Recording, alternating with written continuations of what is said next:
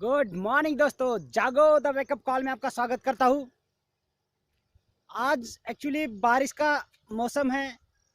अभी आधा एक घंटा पहले काफ़ी बारिश होके गई है।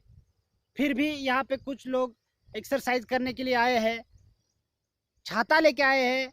जो हमने पिछले कुछ वीडियो में देखा था कि कुछ लोग छाता लेके भी एक्सरसाइज करने आते हैं। मैं भी आया हूँ, हमारी एक्सरसाइज हो चुकी है। आज तो हम ये बारिश की वजह से ज़्यादा लोग तो नहीं आ पाए, लेकिन कुछ लोग यहाँ पे आए हैं। तो आज हम एक आपको स्टोरी सुनाते हैं, एक कहानी बताते हैं। एक राजा, एक बहुत ही शूरवीर और दानशूर दयालु, मतलब वो बहुत ही अच्छा एक राजा था।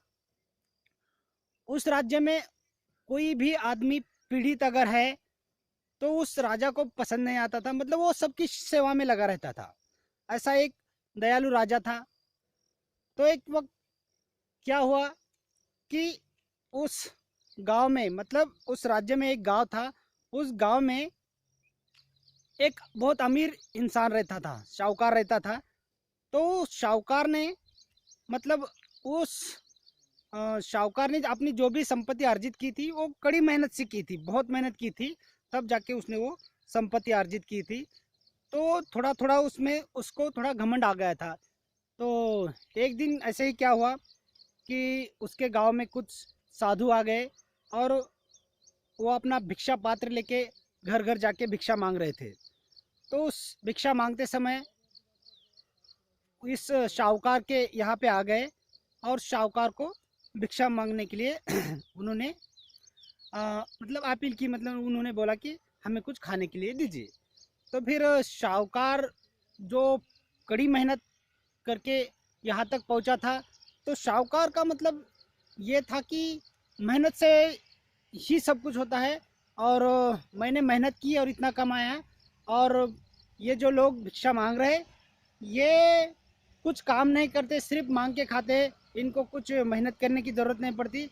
तो ये आलसी लोग हैं, ऐसा वैसा कह के उनको बहुत ही बुरा भला कह के वहाँ से निकाल दिया कि जाओ, इतने अच्छे दिखते हो, काम करो वगैरह, ऐसा उन्होंने बोला। उसके बाद ये हुआ कि वो शाहूकार जो था काफ़ी श्रीमंत था, मतलब अमीर था। और वो घर, उसके कई सारे घर थे गांव में, बाहर भी थे दूसरे गांव में। वो बहुत अमीर था।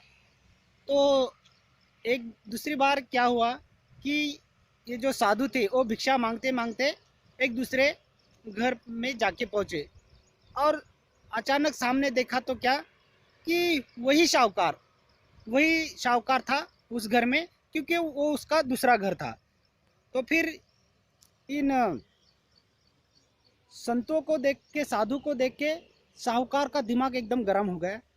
उसे लगा यार, इसको मैंने एक बार मतलब भगा दिया था, ये फिर वापस आ गया। तो उसका इतना दिमाग गर्म हो गया कि उसने उसको बहुत गालियाँ दी और साधु को इतनी गालियाँ दी। और गालियाँ देने के बाद उसका जो भिक्षा पात्र था उसको भी ऐसा हाथ मार के उसको ज़मीन पे फेंक के फोड़ दिया। तो फिर इसमें जो साधु थे, साधु का कोई दोष नहीं था। तो फिर उन्होंने क्या सोचा, यार मेरा तो कोई दोष नहीं था। अभी शाहूकार में भी शाहूकार को लगा मेरे घर ये दोबारा आ गया, इसको समझता नहीं, इसको अकल नहीं, ऐसा कुछ करके उसने गाली बकना शुरू की। तो फिर वो साधु कोई आम साधु नहीं थे, वो काफ़ी तपस्वी थे। तो उन्होंने उस शाहूकार को शाप दिया और बोला कि तुझे तेरी संपत्ति पे, तेरी मेहनत पे घमंड है, लेकिन यहाँ पे धरती पे हर एक इंसान का एक अलग अलग काम होता है। तो हमारा जो काम है वो अलग है, तुम्हारा जो है वो अलग है। तो तुम्हें जो घमंड है, तो मैं आज तुमको ये शाप देता हूँ कि तुम्हारी जितनी आयु है उससे आधी आयु ही तुम जिंदगी जियोगे। और वो शाप देके चले जाते हैं। तो फिर ये सोचता है कि यार उसकी, वो शाहूकार की उम्र तब 50 थी। तो वो सोचता है कि मेरी उम्र अभी 50 है और अभी अगर मेरी आधी उम्र में ही मैं मरने वाला हूँ, तो फिर आगे न जाने कितनी, 1-2 साल, 5 साल कितनी बची है। तो वो काफ़ी टेंशन में आ जाता है। उस टेंशन की वजह से वो काफ़ी परेशान रहता है, रात दिन नींद नहीं आती। फिर कुछ लोगों को ये किस्सा मालूम होता है और लोग शाहूकार को बोलते हैं कि तुम अपने राजा के पास जाओ, शायद कुछ हल निकले, हमारे राजा काफ़ी दयालु है। तो फिर ऐसा ही होता है, वो अपने राजा के पास जाता है और राजा के पास गुहार लगाता है कि राजा जी ऐसा ऐसा किस्सा हुआ है और मुझे शाप मिला है, तो प्लीज़ मेरी मदद कीजिए। तो फिर राजा काफ़ी दयालु था, अपने जो नागरिक है उनकी पीड़ा को समझता था। तो वो फरमान निकालता है कि जाओ उन साधु संतों को आदरपूर्वक के हक पे बुला के लाओ। तो जाते हैं सैनिक, साधु को ढूंढते हैं और ढूंढने के बाद उन उनसे मतलब एक आदरपूर्वक उनको राजमहल में लाया जाता है। जब वो राजमहल में आते हैं तब राजा उनसे लिटरली उनसे मतलब माफ़ी मांगता है। मतलब बोलते हैं कि महाराज, मैं मेरे जो नागरिक है, जिनसे ये जो शाहूकार है, इनसे जो गलती हुई उसके लिए मैं खेद व्यक्त करता हूँ, मैं माफ़ी मांगता हूँ। तो प्लीज़ आप इसका जो शाप दिया है आपने, इस शाप को से इसको इसको मुक्ति मिला दीजिए। तो साधु भी मतलब बड़े साधु थी, उनको भी मालूम था कि राजा का क्या दर्जा होता है और इतना बड़ा राजा अगर मुझसे माफ़ी मांग रहा है तो फिर वो भी बोलते हैं चलो ठीक है कोई बात नहीं।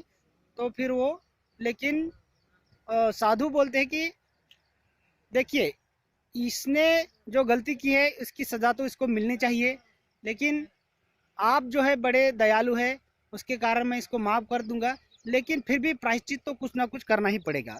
तो फिर राजा बोलते हैं हमें स्वीकार है, आप बोलिए।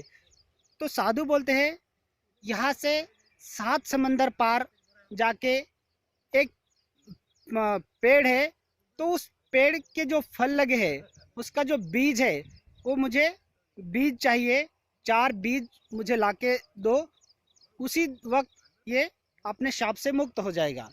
तो फिर ये चले जाते हैं, लेकिन उसमें एक कंडीशन होती कि ये अपने पास का या तुम्हारे पास का कोई भी संसाधन का यूज़ नहीं, मतलब घोड़ा, हाथी या कोई भी ऐसा वाहन है जिसका यूज़ करके ये नहीं जाएगा, ये सिर्फ पैदल चल के ही जाके वो लाएगा। तो फिर धीरे धीरे उसको भी मंजूर होता है और शाहूकार निकल पड़ता है। ऐसा करते करते पूरा 2 साल वक्त लगता है। 2 साल के बाद शाहूकार लौटता है और उसके बाद वो जो बीज लाता है और अपने जो साधु थे उनके कदमों में रख देता है। जैसे ही साधु उस बीज को हाथ लगाते हैं तो वो सेटिस्फाई हो जाते हैं, मतलब समाधानी हो जाते हैं और वो उसी वक्त अपने इससे मुक्त हो जाता है शाप से। तो एक ये छोटी सी कहानी थी। इस कहानी में हमारे लिए बहुत कुछ है, बहुत कुछ सीखने को है। देखिए, वो जो शाप मिला था आधी आयु का, वो शाप हमें मिला है, कुदरत ने ये हमें शाप दिया है और इस शाप से अगर हमें मुक्ति चाहिए, देखिए हमारी आयु कितनी थी, 120 150, लेकिन आज हमारी आयु जो है सिर्फ 50-60 साल की रह गई है। तो ये जो शाप मिला है हमें, लेकिन हमें ये पता नहीं है कि ये शाप हमें किसने दिया है और इससे मुक्ति कैसे पानी है। तो मैं आपको ये बताता हूँ कि इस हमारी कहानी में राजा भी हम हैं और शाहूकार भी हम हैं और साधु भी हम हैं। हमें ही हम पर दया करनी है और हमें ही वो फल ढूंढने के लिए हमें कुछ चीज़ों का त्याग करना है, हमें आलस का त्याग करना है, हर दिन एक्सरसाइज करना, खान पान का ख्याल रखना। ये कंडीशन रखने के बाद ये चीज़ें तुम हर रोज़ करोगे, जैसे उसको 2 साल लगे थे, वैसे अगर ये हम ताउम्र करेंगे, आने वाले हर दिन करेंगे, तब जाके हमारी जो शपित शाप दिया हुआ जो हमारी आधी ज़िंदगी जो खोई है हमने, वो जाके हमको फिर से दोबारा मिलेगी। आज भी हम अगर उस खान पीन का अगर ध्यान रखेंगे और डेली वर्कआउट करेंगे, एक्सरसाइज करेंगे, तो आज हम भी पूरे 120 साल 150 साल तक आज भी जी सकते हैं। इतनी पावर अभी भी है हम में, लेकिन जो हमारा जो लाइफस्टाइल चेंज हो गया है उसकी वजह से हमें ये दिक्कत झेलनी पड़ रही है। तो बस आप इस कहानी से बहुत कुछ सीखे होंगे। तो आशा करता हूँ कि यह कहानी आपको पसंद आई होगी और इससे कुछ सीख लेके आपको इस पर अमल करना है और हर दिन एक्सरसाइज करना है, अपने खान पान का ध्यान रखना है। तो आज यही रुकते हैं। बस इस वीडियो को देखिए, लाइक करिए, शेयर करिए और सब्सक्राइब करना ना भूलिए, क्योंकि सब्सक्राइब करना बहुत ही इम्पोर्टेंट है। क्योंकि बिना सब्सक्राइब किए हम हमारा मिशन आगे नहीं बढ़ा सकते। हमारा मिशन पूरी दुनिया को हेल्दी बनाना है। तो बस आज यही रुकते हैं, कल तक के लिए फिट रहिए, सुपर हिट रहिए। जय हिंद।